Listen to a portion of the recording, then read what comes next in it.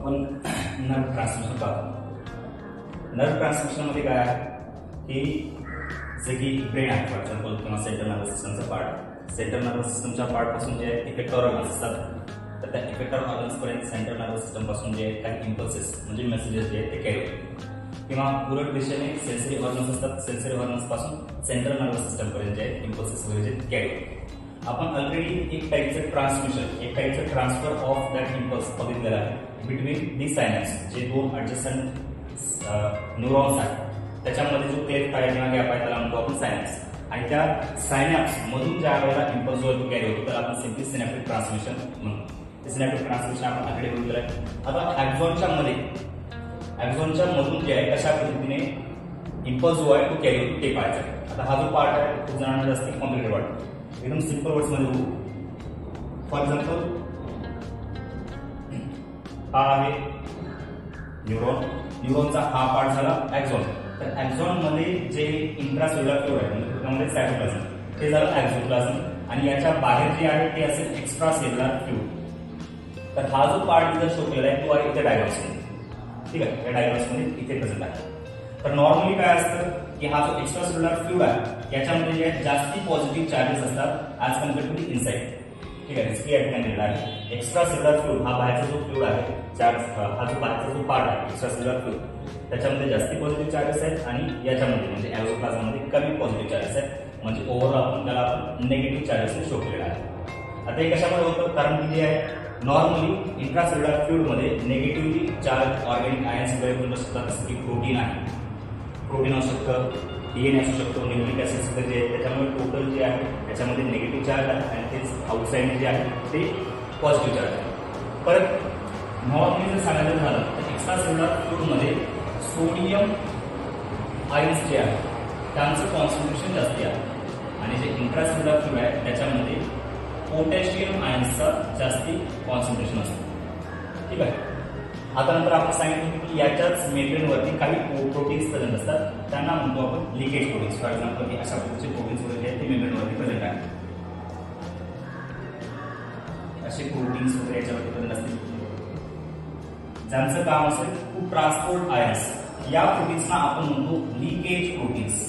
Leakage proteins नावामध्येच आहे जमीन, हे जे प्रोटीन्स आहेत या प्रोटीन्स थ्रू काही जे सोडियम किंवा पोटॅशियम जे आयन्स आहेत ते लीक होतील अक्रॉस दी मेम्ब्रेन। आता हे जे लिकेज प्रोटीन्स आहेत ते particularly mostly potassium leakage proteins जास्त असतात। पोटॅशियम लिकेज प्रोटीन्स जास्त असतात म्हणूनच जे आहे ही जी ॲक्झोलेम्मा आहे किंवा ही जी मेम्ब्रेन आहे ही मेम्ब्रेन पोटॅशियम आयन्ससाठी किंवा पोटॅशियम जे प्लस जे आयन्स आहेत त्याच्यासाठी जे आहे मोस्टली परमिएबल असतात। म्हणून आपण दाखवलं की पोटॅशियम जे आयन्स आहेत ते इझिली बाहेर मूव्ह होऊ शकत आहेत या ठिकाणी, ठीक आहे। नंतर नेक्स्ट हे झालं या पद्धतीने काय लिकेज प्रोटीन्स आहेत। नंतर नेक्स्ट जे आहे एक इम्पॉर्टंट आहे सोडियम पोटॅशियम कॉम्प्लेक्स। आता हा जो प्रोटीन आहे तो एटीपीसी यूज करतो, एनर्जीचा यूज करतो, आणि नंतर जे इंट्रासेल्युलर फ्लुइड मध्ये प्रेझेंट असलेले सोडियम आयन्स आहेत त्यांना बाहेर पंप करतो, आणि बाहेर म्हणजे एक्स्ट्रा सेल्युलर फ्लुइड मध्ये जे पोटॅशियम आयन्स आहेत त्यांना जे ते इंट्रासेल्युलर फ्लुइड मध्ये जे पंप करतो। प्रत्येक 3 Na+ साठी ज्या वेळेला 3 Na+ जे आहेत ते एक्स्ट्रा सेल्युलर फ्लुइड मध्ये बाहेर पंप होतं, त्याच्या रिस्पॉन्स मध्ये जे आहे कॉम्पन्सेट करण्यासाठी 2 K+ जे आहे ते इनर साइडला जे ते पंप केलं जातं बाय सोडियम पोटॅशियम पंप, ठीक आहे।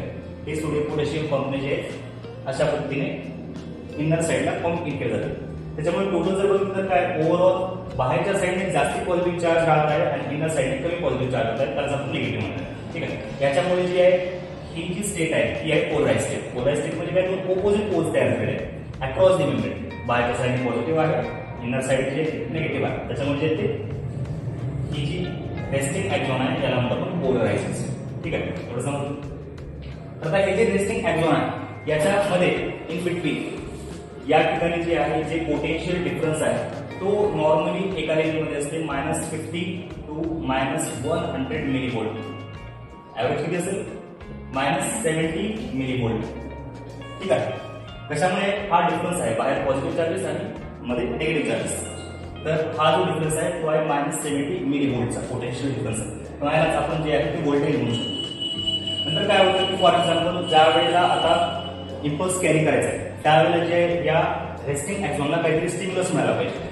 तर तो स्टिम्युलस जो आहे फॉर एक्झाम्पल एखादा टच असू शकतो किंवा कुठलाही एखादा सेन्सरी इम्पल्स आहे. आणि त्याच्यासोबतच असं पण असू शकतं की neuro transmitters for example release झाले. न्यूरो ट्रान्समिटर्स पण सिनॅप्टिक क्लेफ्टमधून हेल्प करतात टू ट्रान्सपोर्ट, ते पण असू शकतं.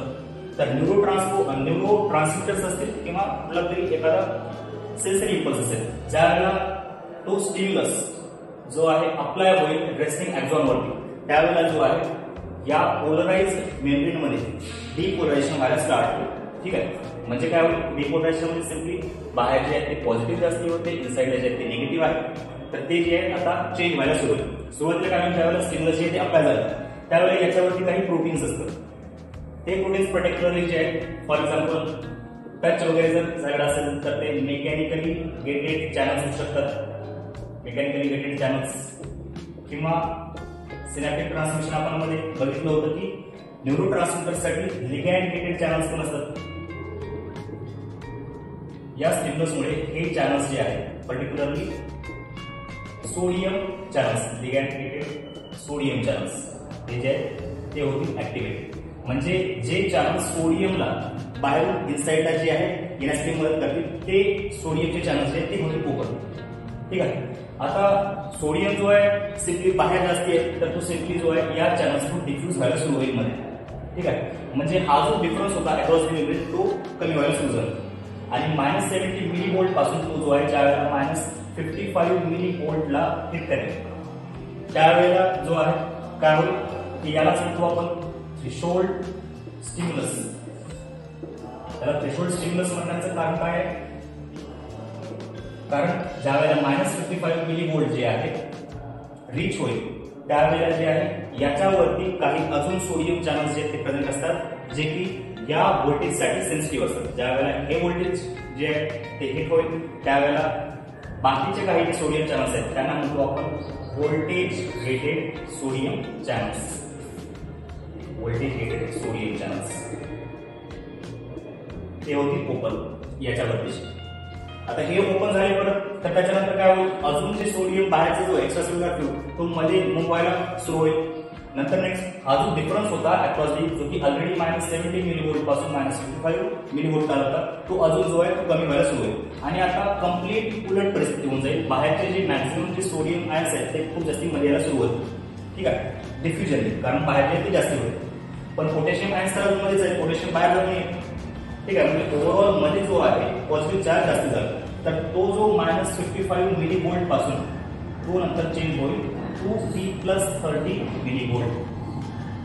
समजते. तर हा जो चेंज आहे पोटेन्शियल डिफरन्स मधला याला म्हणतो आपण action potential. Means the change in this potential difference or the voltage is non as action potential.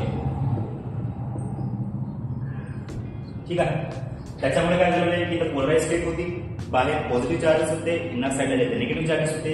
आता या ठिकाणी काय झालेलं आहे की बाहेर निगेटिव्ह चार्जेस झालेले आहेत आणि इनर साइडला जे पॉझिटिव्ह चार्जेस झाले. म्हणजे पोलराइज स्टेट जी आहे ती आता झालेली डिपोलराइज झालेली. म्हणून या सेक्शनला ज्या सेक्शनमध्ये होत आहे दाखवलेलं आहे की या ॲक्झॉन फायबरच्या सेक्शनमध्ये डिपोलरेशन झालेलं म्हणजे उलट चार्जेस आहेत ते झालेले. ठीक आहे, परत हे चार्जेस झाल्यानंतर नेक्स्ट जे आहे इथून करंट जे आहे करंट जे आहे ते थोडंसं पुढे फ्लो होतं. ठीक आहे, आणि त्यामुळे या ठिकाणी जे प्रेझेंट असलेले दुसरे जे चॅनल्स वगैरे असतील सोडियमचे वगैरे ते पण हळूहळू ओपन व्हायला सुरू होतील. आणि ज्या वेळेला ते -55 मिली व्होल्टला रीच करेल परत थ्रेशोल्ड स्टिम्युलस जो आहे तो थ्रेशोल्ड स्टिम्युलस जर तो ऍक्टिव्हेट होतो नंतर जे व्होल्टेज गेटेड सोडियम चॅनल्स परत ओपन होतील. आणि voltage gated sodium channels open झाल्यानंतर बाहेरचे जे सोडियम आहे ते लगेच परत जे आहे इनर साइडला मूव्ह व्हायला सुरू होईल. आणि ही पण स्टेट जी आहे या ठिकाणी असं डिपोलराइज व्हायला सुरू होईल या पद्धतीने अक्रॉस दी मेम्ब्रेन. ठीक आहे, हे तर झालं इथपर्यंत. फर्स्ट स्टेप आपण म्हणू शकतो डिपोलरायझेशन नॉन ट्रान्समिशन. नेक्स्ट जे आहे डिपोलराइज झाल्यानंतर त्यानंतर परत पोलराइज स्टेट मध्ये आणायचं आहे. तर त्याच्यानंतर जे आहे त्याचं डिपोलरायझेशन व्हायला सुरू होईल. डिपोलरायझेशन मध्ये काय होईल, हे जे +30 मिली व्होल्ट ज्या वेळेला हिट होईल त्यावेळेला याच्यावरतीच म्हणजे या ठिकाणी जे डिपोलराइज होती याच्यावरती जे काही पोटॅशियम गेटेड चॅनल्स असतात जे की +30 मिली व्होल्ट साठी सेन्सिटिव्ह असतात. म्हणजे +30 मिली व्होल्ट जर त्यावेळेला मिळालं त्यानंतर जे आहे व्होल्टेज गेटेड पोटॅशियम चॅनल्स जे आहेत ते होतील ओपन.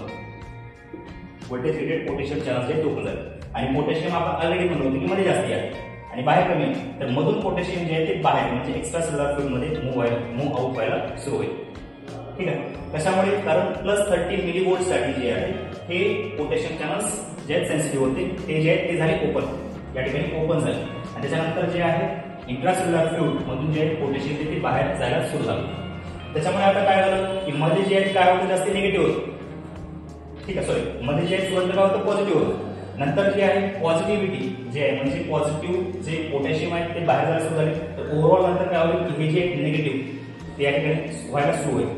ठीक आहे, निगेटिव्ह व्हायला परत सुरू होईल. तर हे झालं व्होल्टेज गेटेड पोटॅशियम चॅनल्स आणि हे पण डिपोलरायझेशन झाल्यानंतर जे ते डिपोलरायझेशन व्हायला सुरू होईल. ठीक आहे, voltage gated potassium channels.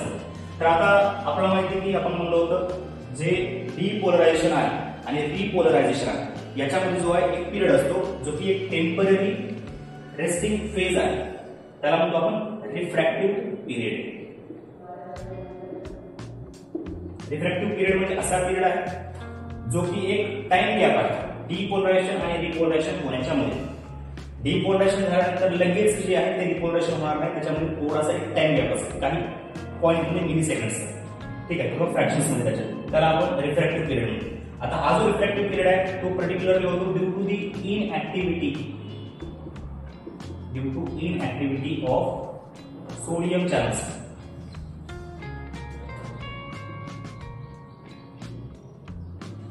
and delay in opening of potassium channels. म्हणजे काय सांगितलं आपण डिपोलरायझेशन झालं तर याच्यावरती जे सोडियम वगैरे ते कसं होतं ओपन होते तर ते क्लोज व्हायला जे आहे थोडासा वेळ घेईल म्हणजे त्याला आपण म्हणतो इनऍक्टिव्हिटी आहे. नंतर दुसरी गोष्ट आपण सांगितली पोटॅशियम चॅनल्स जे ते लगेच ओपन होत नाही त्यासाठी थोडासा वेळ लागतो. तर ते पोटॅशियम चॅनल जोपर्यंत ओपन होत नाही तोपर्यंत जो पिरियड आहे तो आहे रिफ्रॅक्टिव्ह पिरियड. आणि पोटॅशियम चॅनल ज्या वेळेला ओपन होते त्यावेळेला जे आहे एक्झोप्लाझममधून ते एक्स्ट्रा सेल्युलर फ्लुइड मध्ये जे आहे ते मूव्ह व्हायला सुरू होतं. ठीक आहे, नंतर परत जे काय डिपोलरायझेशन स्टेट झाली आणि बाकी नंतर परत आपण सांगतो की ज्या वेळेला डिपोलरायझेशन स्टेट झाली त्यावेळेला जे नंतर परत हाच जो एक्झॉन फायबर आहे तो दुसरा इम्पल्स कॅरी करू शकतो.